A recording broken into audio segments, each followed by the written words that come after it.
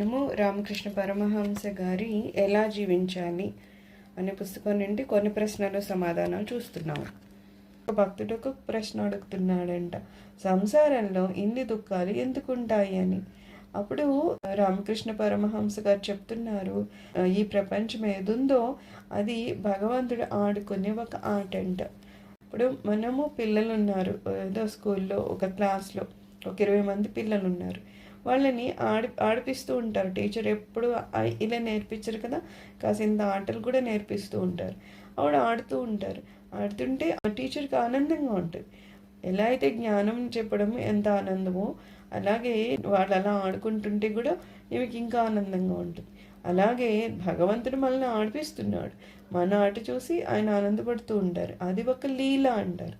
వాళ్ళకి అది లీల అంతే. ఇందులో మహా సీరియస్గా తీసేసుకొని ఎవరినో చాలా కష్టపెట్టియాలనో ఎవరినో సుఖపెట్టియాలనో అలాంటి ఆలోచనలు భగవంతుడికి ఉండదు. ఆయన దృష్టిలో మనందరూ సమానం. కానీ మనమే ఈ సంసారాన్ని అవసరానికన్నా ఎక్కువ బాధ్యతల్ని బరువులుగా తీసేసుకొని ఇంకా దాన్నే పెట్టుకొని భగవంతుడిని మర్చిపోయి సంసారంలో మనమే కూరుకొని బాధలు పడిపోవడం అనేది ఒక రకం. ఇంకొకటి లేదు, ఈ సంసారం అనేది ఏదో నా బాధ్యత వరకు నేను చేసేసుకొని మిగిలిన సమయం లేకపోతే ఆ సమయం కూడా భగవంతుని స్మరణలో నేను గడిపేసుకుంటూ మహదానంద స్థితిలో ఉండడం అనేది ఒకవైపు ఉండే స్థితి.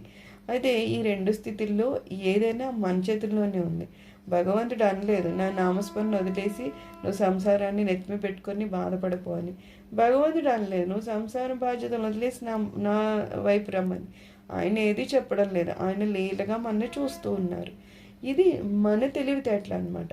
ఇప్పుడు మనం ఒక రైలు ఎక్కాము. రైలు ఎక్కినప్పుడు మనతో ఉన్న సూట్ కేసు చాలా బరువు ఉంది.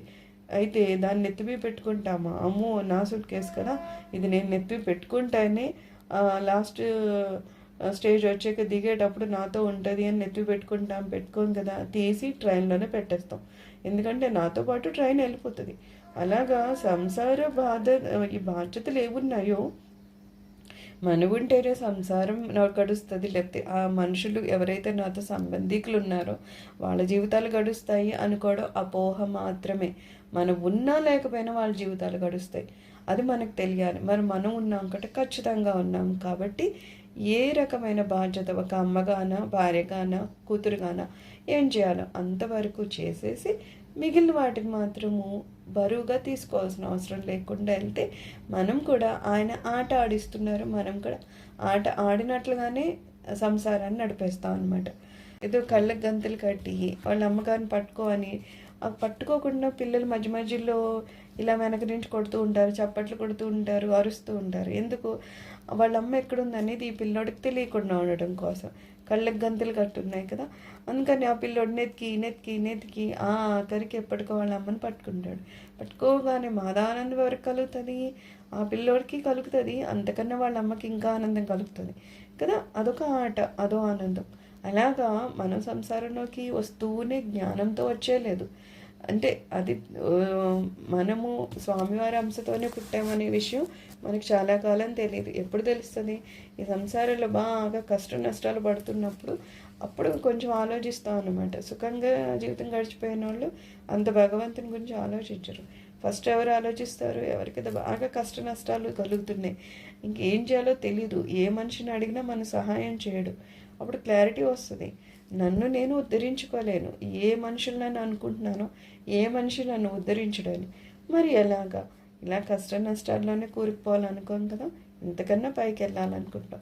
అప్పుడు మన ఆలోచన వెళ్తుంది, ఎవరు ఎవరు ఎవరు అంటే భగవంతుడు అనేవాడు ఒకడు ఉన్నాడంట మనల్ని పైకి తీపడానికి అని చెప్పేసి అప్పుడు మనం ఏం చేస్తాం? భగవంతుని వైపు మన ఆలోచనని మరుస్తాం.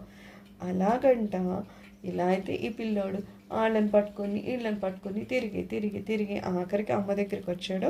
అలాగ మనం కష్ట నష్టాల జోలికి వెళ్ళి ఆఖరికి అమ్మ కొంగుని పట్టుకున్నట్టు భగవంతుని పాదాలు పట్టుకుంటా అనమాట. సో ఇది ఒక ఆట అంతే.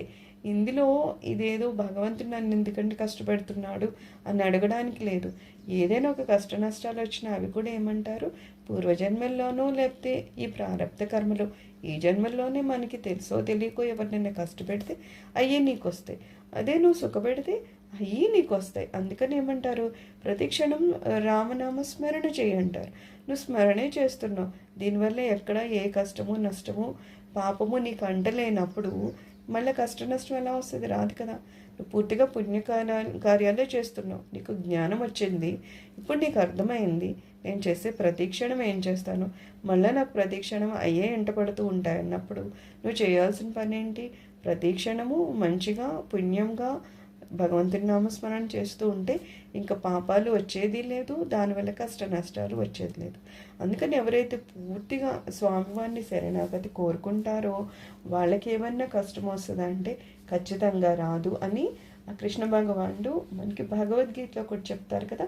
ఎవరైతే నన్ను శరణ పొందారో వాళ్ళ పూర్తి బాధ్యత నేను చూసుకుంటా అంటారు.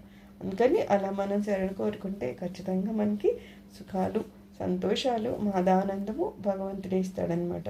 సర్వం శ్రీ గురుచరణ అరవింద అర్పణమస్తు. లోకా సమస్త సుఖినో భవంతు.